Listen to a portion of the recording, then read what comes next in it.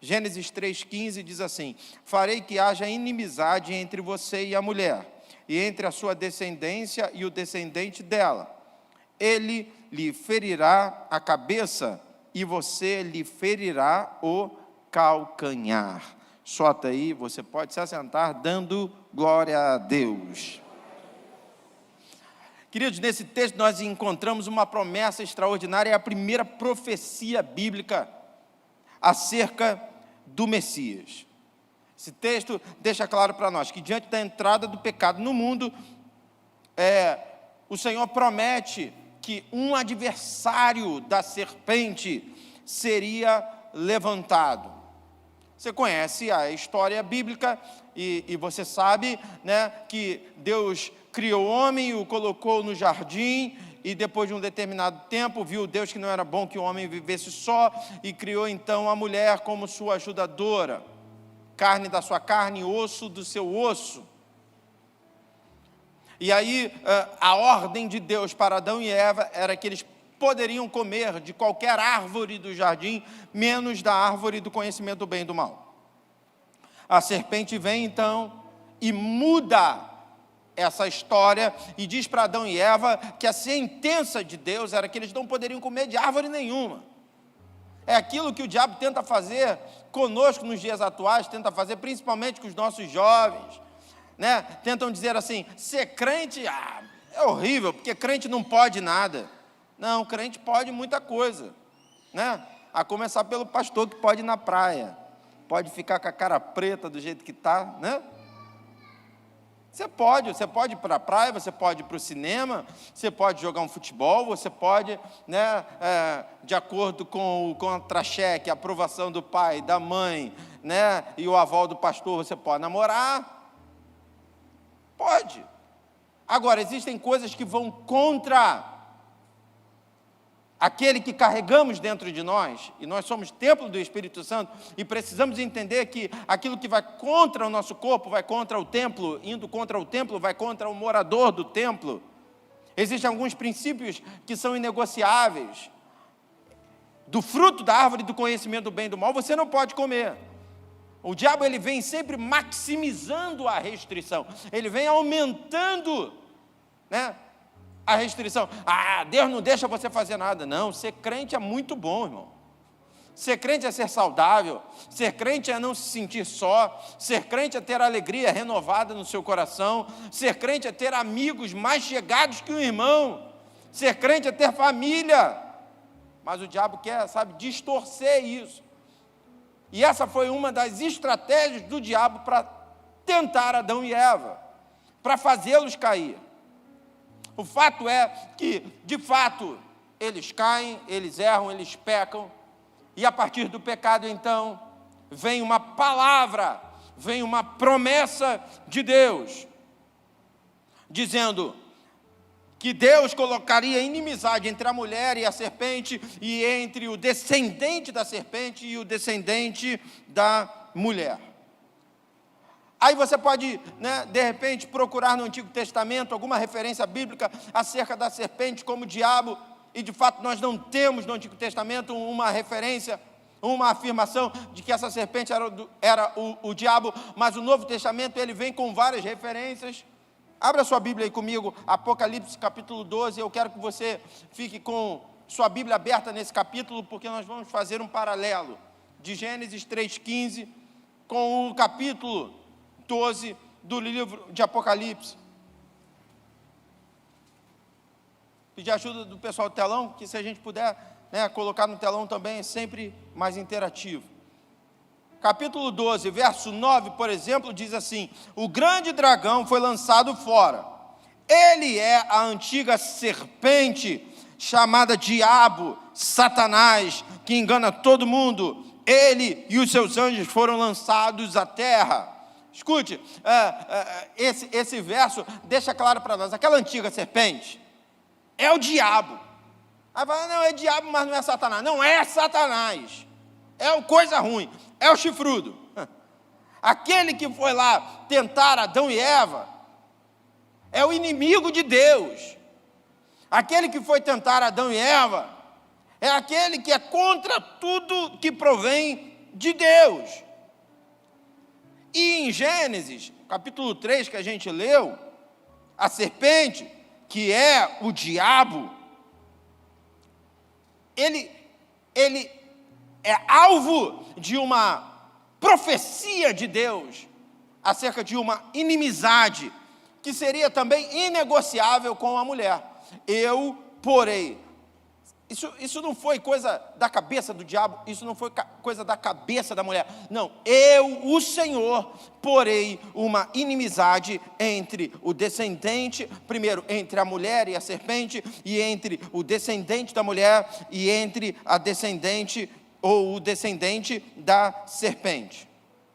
Aí você me pergunta, pastor, quem é a mulher desse texto? A mulher de Gênesis 3,15 é Eva. Mas, será que se detém a ela? Será que só se fala dela nesse texto? Não, é óbvio que esse texto, ele vai apontar para a igreja. É óbvio que esse texto vai apontar para a noiva de Cristo. É óbvio que esse texto vem apontar para a habitação do Senhor, para a casa de Deus. Sem dúvida nenhuma. Assim como a serpente é o diabo, a mulher nesse texto é a igreja. Sabe, quando eu mergulho no texto, eu começo a perceber, sabe, a tipologia bíblica, as coisas se completando, as coisas se entrelaçando e, sobretudo, uma aplicação prática a ser observada. Esse texto fala da igreja, esse texto fala de Maria também, mãe de Cristo. Lógico que fala sobre ela também, fala sobre a inimizade dela com o pecado. Fala, e a gente, irmãos, não tem o menor cabimento, nós não estamos endeusando e nem idolatrando, né? Maria era uma mulher como uma outra qualquer, dependendo da ótica, irmãos, né? Carne e osso, né? Nascida de uma natureza pecaminosa, mas ao mesmo tempo diferenciada, ao mesmo tempo, né, bem-aventurada entre as mulheres, virgem, temente ao Senhor. Ela não foi escolhida, sabe, de maneira aleatória. Ela foi escolhida porque ela fez por onde? E é um legado a ser observado, é um exemplo a ser seguido. Então, quando o texto fala dessa mulher de Gênesis 3,15, fala sobre Maria também, principalmente quando fala sobre a semente da mulher. E você sabe, né, eu sou muito curioso, né? Eu estava estudando, aqui na versão que eu li, diz a descendência dela. Mas na maioria das versões, diz a semente dela. Alguém tem essa versão aí? Que diz a semente da mulher. Mas quando você vai estudar um pouquinho sobre relação homem e mulher, a semente não vem da mulher, a semente vem do homem. E não seria ruim se a Bíblia dissesse a semente do homem, porque o homem também pecou. Porque meus filhos, eles são descendentes da Denise, mas também são meus descendentes. Então, de repente, dentro dessa coisa científica e tal, homem e mulher, e entendendo que a semente vem do homem, o sêmen vem do homem, de repente poderia, né, ter a ideia, não, a semente do homem, eu porei inimizade entre o homem e a serpente, e eu porei inimizade entre a semente do homem e a semente da serpente. Poderia, mas fala da mulher. E por que fala da mulher? Porque está falando sobre tudo da igreja. Está falando sobre uma semente. E aí quando a gente fala de Maria, irmão, se estiver muito complicado, me perdoe, tá? Porque às vezes o texto vem e eu procuro em Deus, né, a graça de tentar passar para você o que eu tenho recebido. Mas se a gente for falar de Maria, tem a participação da Maria na gestação, mas ao mesmo tempo ela não conheceu homem algum, e o que nasceu dela é obra do Espírito Santo. Então, é semente, porque se fala do homem, de repente poderiam pensar que seria a semente de José, mas não é. É fruto da igreja, mas não é um fruto da igreja produzido pelas mãos da igreja, é um fruto da igreja produzido pelo Espírito Santo, é a obra do Espírito Santo. O que a gente prega, o que a gente canta, o que move céus e terra, o que toca no coração do pecador, o objetivo central da igreja não é produzido pela própria igreja, mas é produzido pelo Espírito Santo que age através da igreja, assim como não foi produzido por Maria e nem pelo sêmen de José, mas foi produzido pela obra do Espírito Santo na vida de Maria. Isso nos faz cada vez mais dependentes de Deus, faz nos entender cada vez mais que nós precisamos só nos entregar para o Senhor, porque é Ele que faz, é Ele que dá a ordem para que aconteça. Quantos estão entendendo aí? Digam amém. Então, quando o texto fala da semente da mulher, na minha visão, de repente alguém pode dizer, pastor, o senhor está exagerando. Na minha visão, quando o texto fala da semente da mulher, é como se Deus estivesse retirando qualquer tipo de participação humana. É uma semente que a mulher não pode produzir, é exatamente por isso que é sobrenatural. Eita! Quando Deus diz que vai fazer através da tua vida algo que você não tem a menor condição de fazer, é porque Ele está dizendo que Ele que vai fazer. Se Deus disser, vai acontecer na tua vida algo que hoje você acha impossível, é porque Ele está dizendo, quem vai fazer sou eu.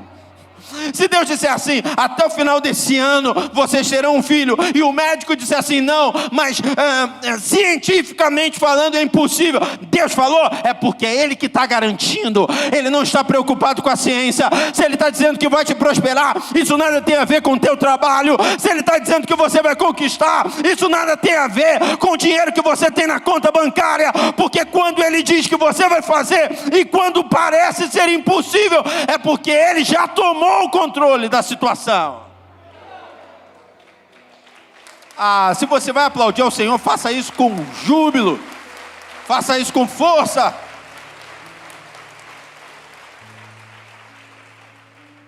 Olha para o teu irmão e diga, a semente vem do Senhor.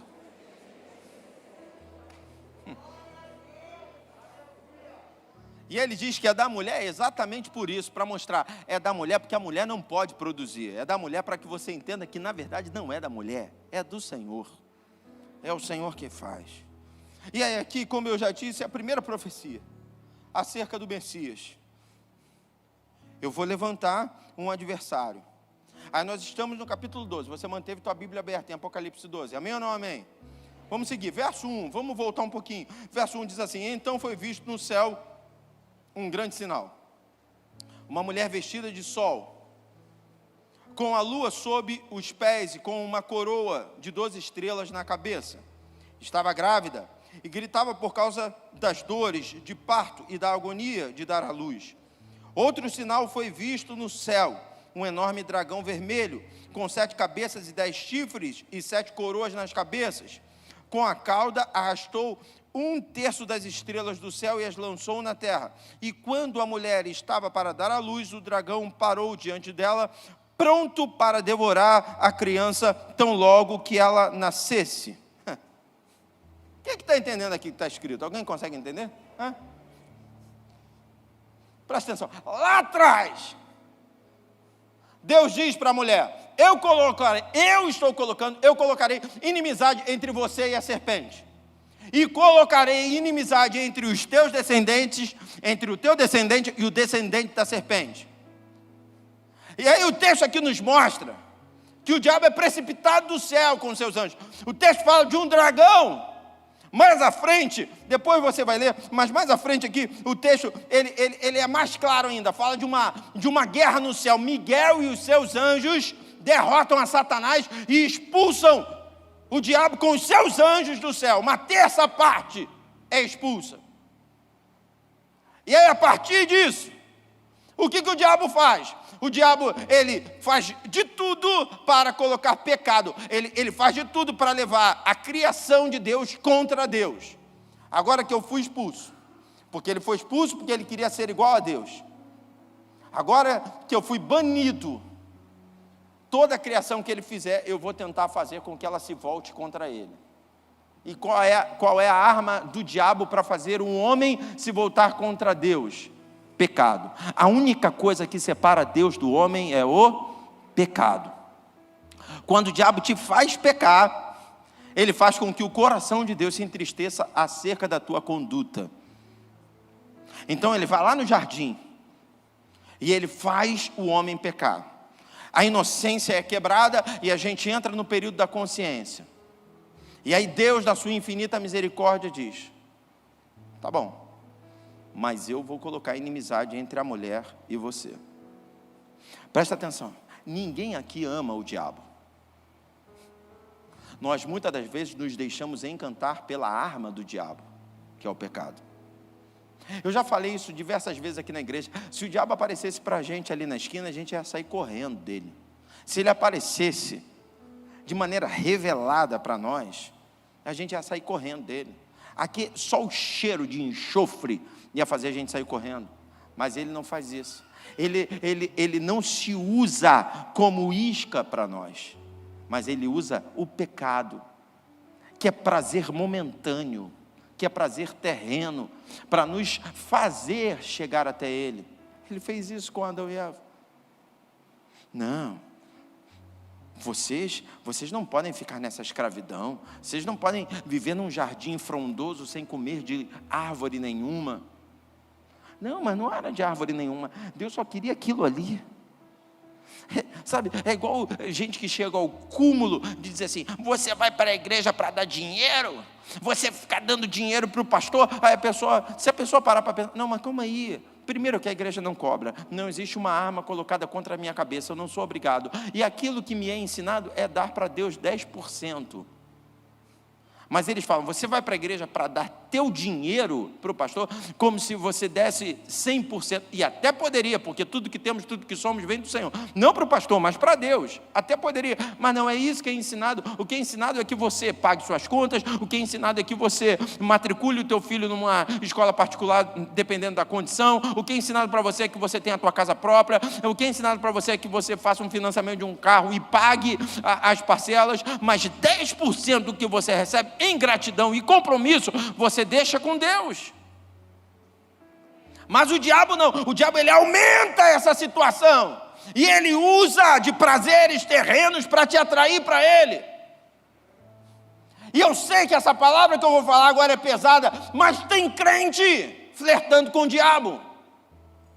Tem crente de mão dada com o diabo. Pastor, mas eu não sinto o cheiro do enxofre, eu não sinto o calor da chama do inferno.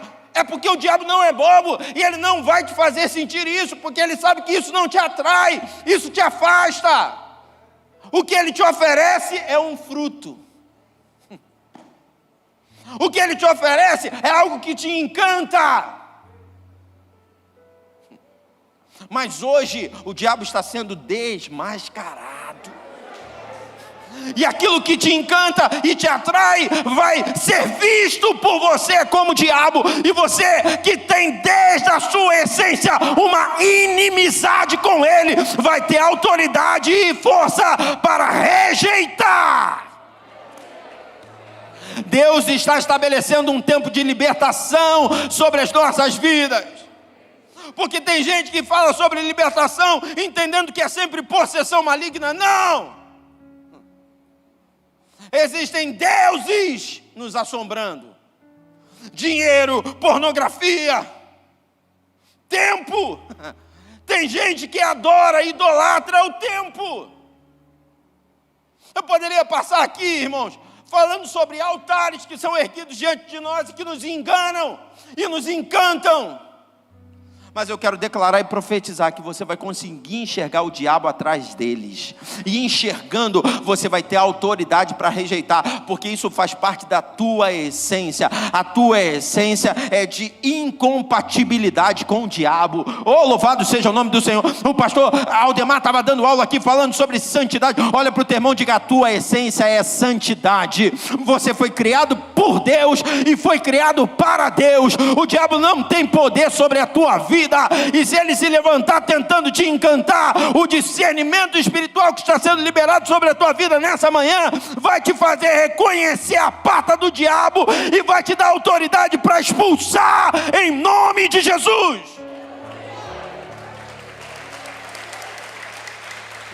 Oh, meu Deus. Escute, são concessões. Você entende isso? Concessões. Porque o diabo é astuto. Porque ao invés dele se apresentar fedendo, ele se apresenta cheiroso. Mas hoje uma unção de discernimento espiritual está sendo derramada sobre nós.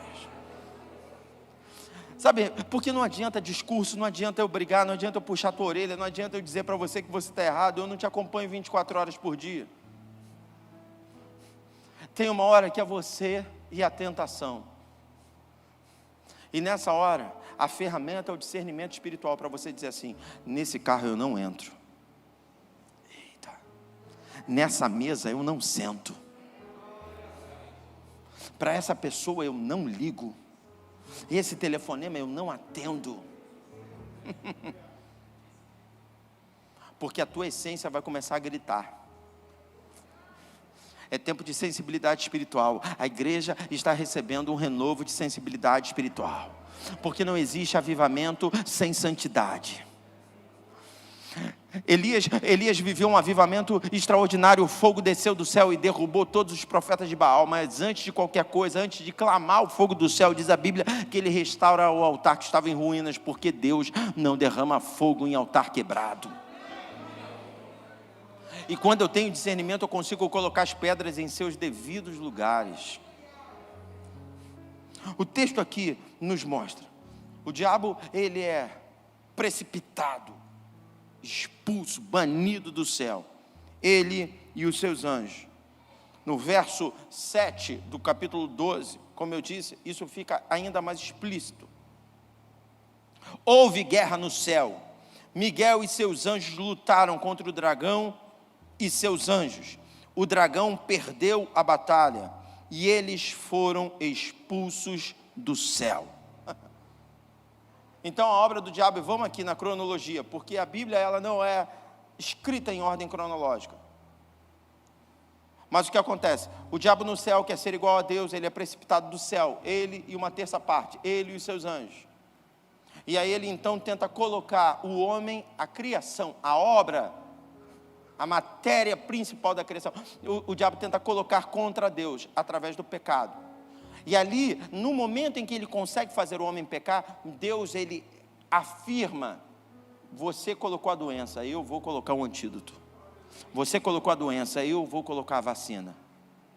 Eu estou colocando inimizade entre você e a serpente. Igreja, mulher, eu estou colocando inimizade entre você e a serpente. E o descendente, a semente dessa igreja tem inimizade contra a descendência da serpente. Eu estou levantando aquele que vai bater de frente. Aí você pensa, o diabo recua. Não. Olha o que diz Apocalipse ainda, estamos em Apocalipse. Verso 1 de novo. Então, visto no céu um grande sinal, uma mulher vestida de sol como a luz sob uma mulher vestida do sol, com a lua sob os pés e uma coroa de 12 estrelas na cabeça. Estava grávida e gritava por causa das dores de parto e agonia de dar à luz. Outro sinal foi visto no céu, um enorme dragão vermelho e as 7 cabeças, 10 chifres, 7 coroas nas cabeças, com a cauda arrastou 1/3 das estrelas do céu e as lançou na terra. E quando a mulher estava para dar à luz, o dragão parou diante dela, pronto para devorar a criança. Tão logo que ela nascesse. Presta atenção. Primeiro, eu fui expulso do céu. Depois, eu coloquei pecado no homem para ele se voltar contra Deus. Mas Deus coloca inimizade entre o homem e o diabo. E diz que um descendente, que também será inimigo do descendente do diabo, vai se levantar. Aí o que o diabo faz? O diabo espreita a gravidez dessa mulher, esperando ela dar à luz para matar a criança. Aí, se você consegue entender que a Bíblia explica, a própria Bíblia, se você consegue entender que está tudo entrelaçado, já existia uma tipologia do libertador lá nos dias de Moisés. Porque antes de Moisés nascer, um decreto é liberado para toda criança homem, todo bebê macho, ser morto após o parto. Já existia uma sentença, era alguém tentando calar a voz de um libertador. Era Deus permitindo tudo isso acontecer para mostrar, olha, essa história vai se repetir. Anos se passam. Diz a Bíblia que magos vêm do Oriente para adorar ao Senhor seguindo uma estrela no céu. A notícia chega para Herodes. Existem homens ricos trazendo presentes para um suposto rei que nasceu no nosso meio. Diz a Bíblia que então o Senhor chama esses magos e diz assim, vão até lá, adorem, mas depois voltem aqui e me digam onde ele está, para que eu também possa ir lá adorar. Eles vão até Jesus, adoram a Jesus, mas quando eles terminam de adorar, Deus diz para eles, vão por outro caminho. Não falem nada, porque o dragão está tentando devorar o bebê. Diz a palavra do Senhor que alguém chega e diz assim, os magos foram embora e não vieram avisar. Como é que eu vou matar essa criança? Onde ela está? Então faz o seguinte, 2, 3 anos para baixo, mata todos os meninos. Diz a palavra do Senhor que o anjo aparece para José em sonho e fala assim, Herodes está tentando matar Jesus. Pega um menino e vai com ele para o Egito. Porque o dragão está tentando matar a voz profética. O dragão está tentando calar a voz da salvação. Mas o Senhor, Ele dá sempre um passo à frente. Eu já falei isso aqui, irmãos. O próprio Senhor Jesus, bebê, poderia mandar uma só palavra e acabar com Herodes, com o exército, com Roma, com todo mundo. Só que na Bíblia está um tutorial, está um manual de instrução de como proceder. Eu e você precisamos ter discernimento espiritual para estarmos sempre a um passo à frente. Olha para o teu irmão e diga assim, Deus pode fazer com você isso a partir de hoje. A partir de hoje. Te dá discernimento e revelação para você estar sempre um passo à frente. Diz a Bíblia que então José, eu preguei esses dias sobre isso. Você imagina um maníaco, imagina um psicopata, porque esse Herodes ele tinha matado toda a família, era um psicopata, ele matava qualquer um sem vergonha, sem medo, não tinha timidez para ele matar alguém. Além disso, ele tinha tudo à sua volta. Imagina o governador que tem a polícia militar, tem a polícia civil, que tem o serviço de inteligência, que tem guarda municipal, que tem tudo, está todo mundo com ele. Como é que Jesus vai se salvar disso? Porque Deus é capaz de nos fazer invisíveis quando somos bombardeados pelo diabo. Oh, eu já profetizei isso, profetizo de novo. Levanta a sua mão e receba a uma unção sendo liberada sobre a Igreja Batista Nova Jerusalém. Seremos invisíveis diante dos ataques do diabo. O pecado não vai ter mais domínio sobre a tua vida. Eu já vejo uma barra de ferro sendo quebrada. Todo grilhão e todo jugo do diabo está despedaçado. Você é livre no Senhor. Faça um barulho de adoração aí em nome de Jesus.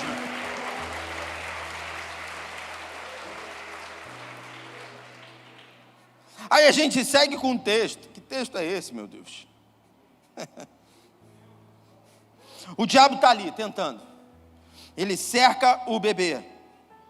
Aí vamos para o verso 5. A mulher deu à luz a um filho, que governará todas as nações com cetro de ferro. Irmão, se isso não é Jesus, eu não sei quem é. Eita! E ele foi arrebatado para junto de Deus e de seu trono. Escuta para mim, olhe para mim, escute. A palavra do Senhor diz que o diabo tenta matar Jesus, mas Deus faz Jesus invisível.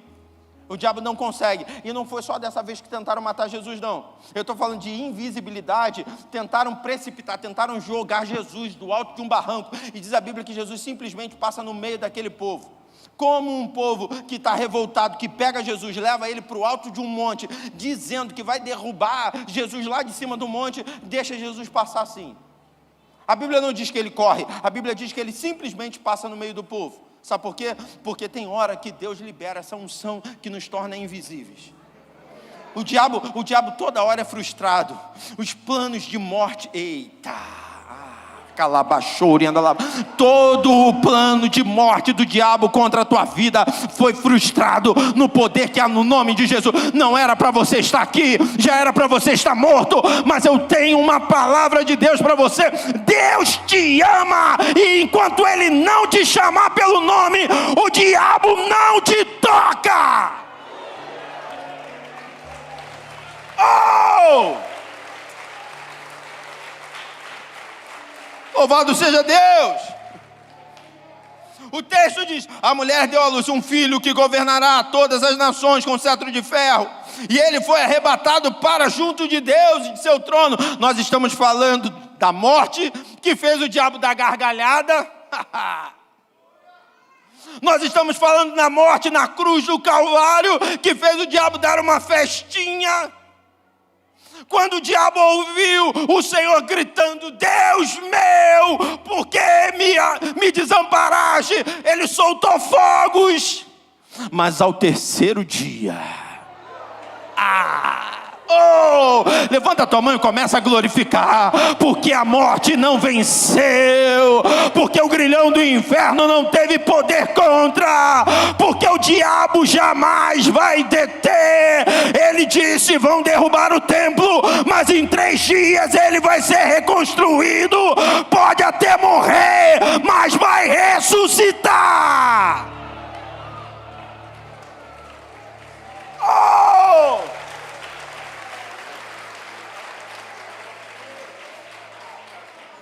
Ressuscita. Ele podia ressuscitar simplesmente, mas ele ressuscita e ele ainda vai andar na terra. O Senhor Jesus apareceu em mais de 10 lugares diferentes para mais de 500 pessoas diferentes. Alguém me pergunta: por quê, pastor? E eu te respondo: para fazer história. Não vai ser um conto de fadas, mas vai ser história. 10 lugares diferentes, 500 pessoas vão ver o Cristo ressurreto. É para mostrar não só para o diabo, mas para quem acredita no diabo, que a morte não pode deter o servo de Deus. E aí esse texto aqui se cumpre, porque Jesus é arrebatado. Eu fico imaginando o diabo: perdi. Eu queria pegar, mas não consegui. Eu queria matar, mas não consegui. Aí alguém pode perguntar: pastor, e a mulher? E a mulher que deu à luz? E a igreja? E a mãe da voz de salvação? Eita! Guarda isso aí. Olha para o teu irmão e diga assim: você é a mãe da voz de salvação.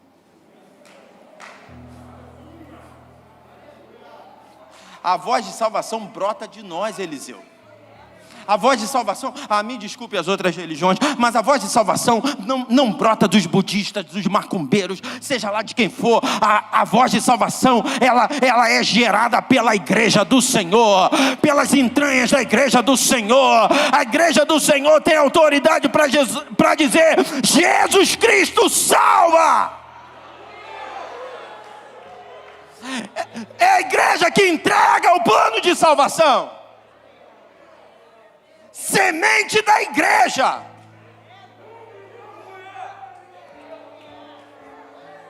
Oh, que privilégio é esse! Nós somos Israel de Deus. Dentre tantas nações, Ele apontou, escolheu e disse: você vai ser a mãe da voz de salvação. A voz que clama no deserto, que prepara o caminho para o Senhor. Nós batizamos com água, mas vem aquele que batiza com o Espírito Santo. Oh, meu Deus, estou pentecostal. Olha para o teu irmão e diga assim: a salvação brota da tua vida, meu irmão. Cristo em você. Ide por todo o mundo e pregai o evangelho para toda criatura.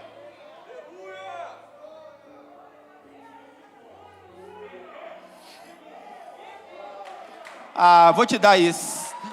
30 segundos. Adora o Senhor aí, irmão. Adora o Senhor aí. Em nome de Jesus, adora o Senhor.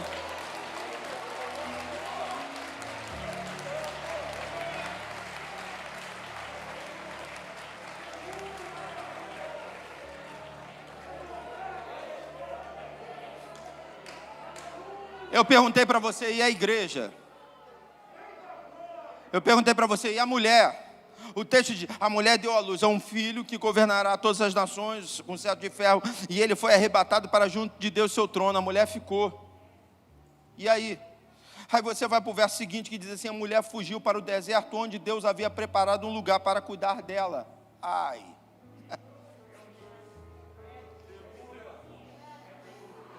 Escuta, olha para mim, irmão. Você pode estar no deserto, mas foi o lugar que Deus preparou para cuidar de você. No deserto tem calor, no deserto tem prova, mas no deserto tem cuidado. No deserto tem luta, mas no deserto o diabo não te toca.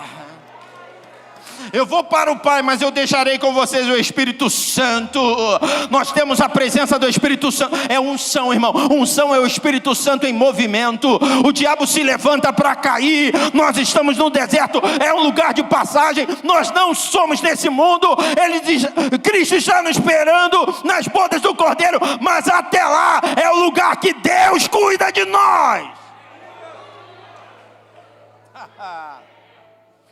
Olha para o teu irmão e diga assim, toda luta aqui. Não, fala com autoridade, diga assim, toda luta aqui está debaixo do governo, do poderio, do Todo-Poderoso. Ei, profeta, diga, nada acontece na tua vida sem a permissão de Deus. Não dá para segurar na mão do seu irmão, que vontade que te mandar, mas sacode a tua mão mesmo, diz assim, acorda meu irmão, você é amado pelo Senhor.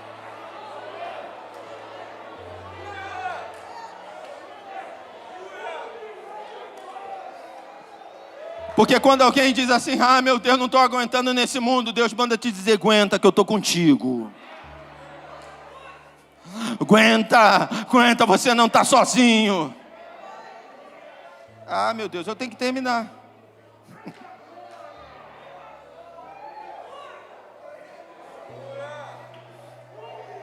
Posso só mais um pouquinho?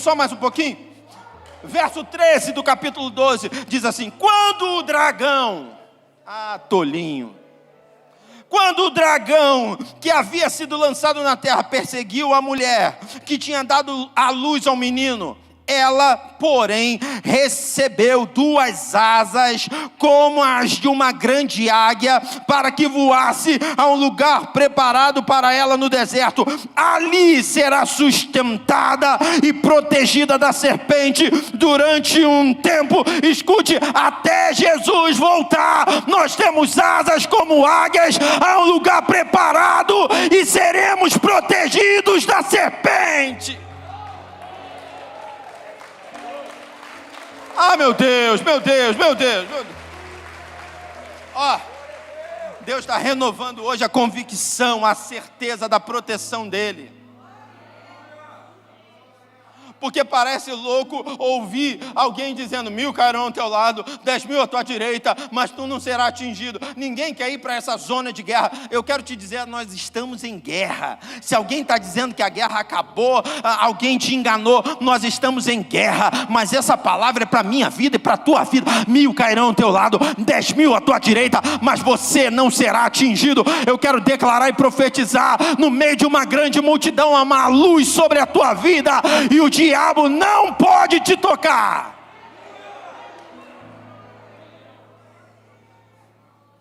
Eu quero terminar, irmão. Mas vamos voltar para Gênesis 3,15. Porque lá em Gênesis 3,15 diz assim, farei que haja inimizade entre você e a mulher, entre a sua descendência e a descendência dela. E diz assim, você, ou a sua descendência, diabo, vai ferir o calcanhar da descendência dela. Pastor, o que é isso? Isso é prova, irmão. Isso é tribulação. A gente anda nesse mundo com o diabo ferindo o nosso calcanhar. Ó bicho teimoso. Ele é desmascarado, ele cai por terra, mas ele se levanta. Ele fica, ferindo o calcanhar da gente. Sabe, aquela pedra no sapato chata. Meu Deus do céu. Porque eu tenho entendimento claro que enquanto eu estiver na terra dos viventes, minha felicidade vai ser incompleta. É suor do rosto para poder ganhar o pão. É dor de parto para dar à luz a um filho. Sabe, é pecado.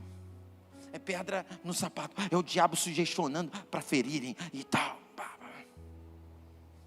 É a semente da serpente ferindo o calcanhar o tempo todo da semente da mulher. Mas o texto diz, ela vai ferir, a semente da serpente vai ferir o calcanhar da semente da mulher. Mas a semente da mulher vai esmagar a cabeça. Ah, meu Deus do céu, se você entendesse o que eu estou falando, você teria dado um pulo desse banco e teria pisoteado a cabeça do diabo junto comigo. Deus te deu autoridade para pisar na cabeça do diabo. O que o diabo faz em você é uma cosquinha perto daquilo que você faz com ele. Ah, pisa aí, meu irmão, pisa aí, pisoteia. Você está debaixo dos meus pés. Ah, deixa eu achar aqui, eu vou achar.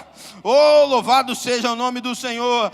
Coloca aí, irmã, por favor, Romanos capítulo 16, verso 20. Louvado seja o nome do Senhor. Vamos ficar de pé. Há uma unção aqui. Há uma unção aqui. O diabo vai ferir o calcanhar da igreja, mas a igreja vai esmagar. Em breve o Deus da paz esmagará Satanás sob os pés de vocês. Que a graça do nosso Senhor Jesus seja com vocês. É debaixo do pé da igreja que o diabo vai ser esmagado. Oh, meu Deus. Fala pro teu irmão, pisa aí, meu irmão, pisa aí, irmão.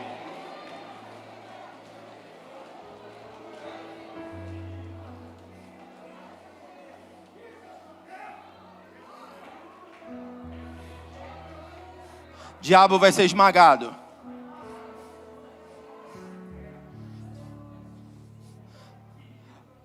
Pastor Haroldo, vem Covid.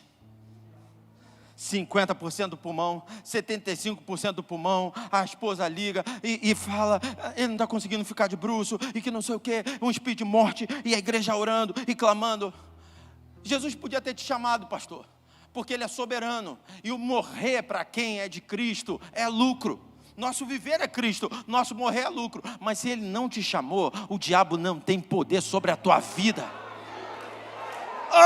Então eu me alegro hoje com a cura de Deus na tua vida. Eu me alegro hoje com a libertação de Deus sobre qualquer espírito de morte que estava sobre você.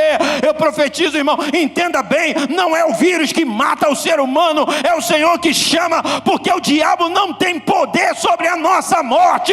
A morte foi vencida e ele está debaixo dos nossos pés.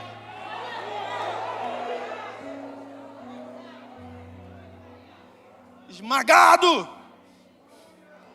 Ah, meu Deus. Nós vamos adorar. Quem quer adorar o Senhor aí? Apocalipse 10, 11. 12, verso 10. A gente está no 12, irmão. Apocalipse 12, foi? Versículo 10. Nós vamos ler em uma só voz. O diabo se levanta para cair. Vamos lá, vou contar até 3, hein? 1, 2, 3.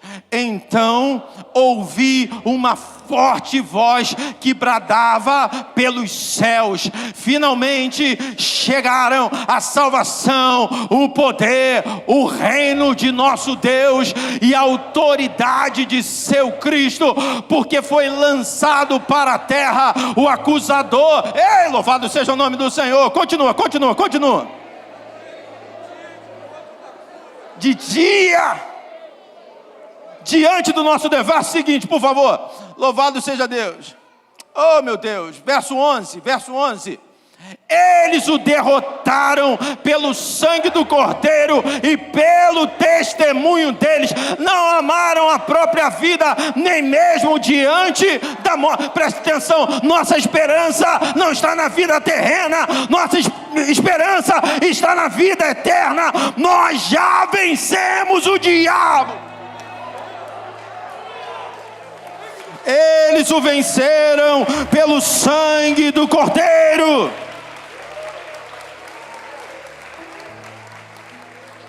Aleluia.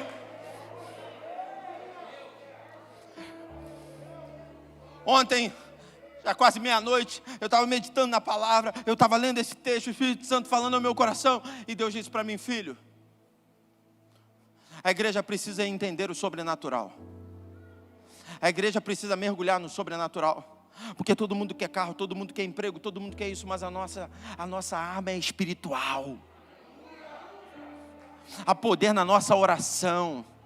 Irmãos, se nós não estivéssemos debaixo da unção do Espírito Santo, esse teto já teria caído sobre a nossa cabeça. Mas enquanto estamos aqui glorificando, existe uma batalha no céu. Existem anjos defendendo nossa casa, existem anjos defendendo nossa vida financeira, existem anjos defendendo nosso casamento, nossos filhos, defendendo nosso ministério. E nós não podemos ficar aquém dessa batalha, achando que é algo utópico, algo abstrato. Não é real, é real. Eu não sei se você vai entender como loucura, mas é tempo da igreja acreditar no invisível. É tempo da igreja pregar a tempo e a fora de tempo. A igreja precisa se posicionar como voz profética. Você sabe o que é poder, irmão? Poder que dispensa estratégias. Eu não tenho prata, eu não tenho ouro, mas o que eu tenho eu te dou. Em nome de Jesus de Nazaré, levanta e anda. Normalmente a igreja seria melhor você procurar um médico. Normalmente a igreja faria assim: entra aqui no meu carro que eu vou te levar até um fisioterapeuta. E presta atenção, irmãos, nós temos um pastor aqui que é médico. Eu não estou desfazendo a medicina. Nós estamos num mundo e nós temos um equilíbrio, mas a gente não pode ficar refém das coisas terrenas e achar que as coisas espirituais não acontecem. Elas acontecem e é tempo. Deus está nos convidando para um mergulho mais fundo. Ele está dizendo: vem comigo, igreja, vem comigo, noiva. Você precisa entender, o dragão está tentando comer a criança, mas eu vou proteger a criança. Ela é intocável. Jesus, filho de Davi, é a raiz, ninguém pode arrancar essa raiz. E a noiva tem asas, a noiva tem um lugar secreto, a noiva tem um lugar de proteção. Tudo isso é sobrenatural. Você que ainda não foi batizado com o Espírito Santo e quer esse revestimento, você que quer se aprofundar nas coisas de Deus, pastor, eu fico vendo pessoas falando em língua estranha, não entendo nada. Vem aqui na frente que Deus vai enrolar a tua língua, você vai começar a falar e eu não vou precisar explicar nada. O próprio Deus vai vir com o sobrenatural e o inexplicável vai ser entendido. Oh. Não, porque o pastor fica falando de arrebatamento e que não sei o quê. E aí como é que isso funciona? Então, irmão, tem coisa que não dá para a gente explicar, mas você pode experimentar. É só você sair do seu lugar e se entregar para Deus, que hoje Ele pode fazer isso na tua vida. Quem quer? Quem quer? Se você quer, sai e vem. Se você quer, sai e vem. Oh, xaralabacalabachori, andalabacalabachori, andalabacalabachori. Sai e vem. Sai e vem. Oh, meu Deus do céu. Isso nada tem a ver com ser novo em igreja. Isso nada tem a ver, estou frio, estou quente. Não, eu quero mais, eu quero mais, eu quero mais, eu quero mais. Paulo escreve o tempo todo dizendo assim: vocês não podem extinguir, não podem limitar, vocês não podem impedir o Espírito Santo de agir. É tempo da igreja dar liberdade para o Espírito Santo agir. Você crê que há poder na sua oração? Diga amém, diga amém. Você crê nisso? E aí eu pergunto: vem a dor de cabeça, você ora ou você toma um remédio? Vem a dor nas costas, você ora ou você toma um remédio? Nós somos bombardeados o tempo todo pelo materialismo, pela coisa humana. Irmãos, mais uma vez eu quero dizer, nós somos uma igreja equilibrada. Mas é tempo de restaurarmos, sabe, uma intimidade, uma comunhão com o Espírito Santo. É tempo de experimentarmos de algo sobrenatural. Eu não sei se está todo mundo entendendo, mas eu confesso que eu esperava muito mais gente aqui na frente. Oh, meu Deus do céu. Eu estou falando de mergulho no Espírito Santo, irmão. Eu estou falando de intimidade com o Espírito Santo. Eu estou falando de poder sobre o diabo. O gabinete está aberto. Quando você tiver problema, você pode me procurar que eu vou orar por você. Mas eu estou falando de você ter essa graça e essa unção. E o problema é chegar, você nem precisar falar com o pastor, que você resolve ele lá. Porque a unção que está aqui, está sobre a tua vida também. Eu estou falando de Eliseu, que viu Elias abrindo o Rio Jordão, e depois, quando estava sozinho, fez a mesma coisa. O que é dele é meu também. A unção que estava sobre a vida dele está sobre a minha vida também. E no caso de Eliseu, meu irmão, o negócio era muito mais firme, porque quando Elias perguntou: o que você quer? Ele, em outras palavras, disse: eu quero ser 2 vezes o que você é. E aí, meu irmão? Eu quero ser 2 vezes. Buscar-me-eis e me achareis quando me buscardes de todo o vosso coração. O nível de intimidade que você tem com o Espírito Santo não é estabelecido pelo Espírito Santo, mas é estabelecido por você. Por você.